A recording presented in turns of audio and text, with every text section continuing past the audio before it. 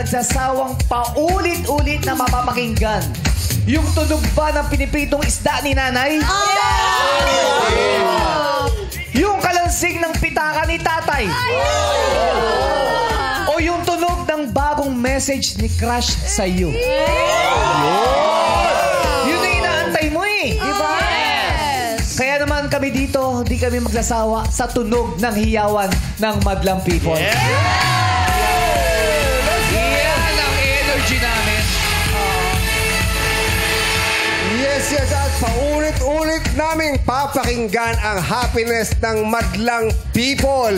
May hatid naman bagong timpla sa kanyang music si Seth Fedelin. Yeah, bumati ka muna sa Madlang People. What's up, Madlang People?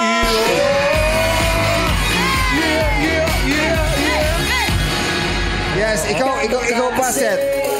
Kung tulad ng sinasabi ni Quiz Bong kanina, ano yung naririnig mo sa paligid na gusto mong naririnig palagi?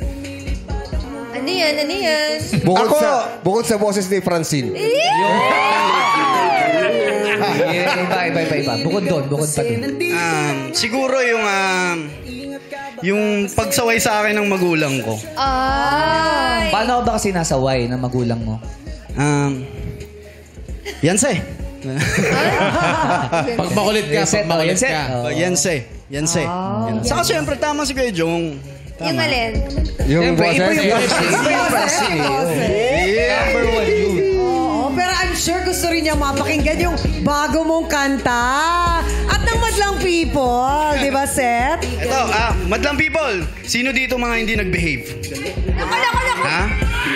Sino mga hindi nag-behave dito? Nung bata ako, hindi ako nag-behave nung bata ako. Ayun na, mga kapamilya, ang di ka nag-behave po, bago kong single, mapapakinggan nyo na sa lahat ng music platforms, sa YouTube, Spotify, iTunes, pwede nyo siya i-download. And yun po, sana pakinggan nyo. Grabe, recording artist. Grabe. Recording artist. Iba ka.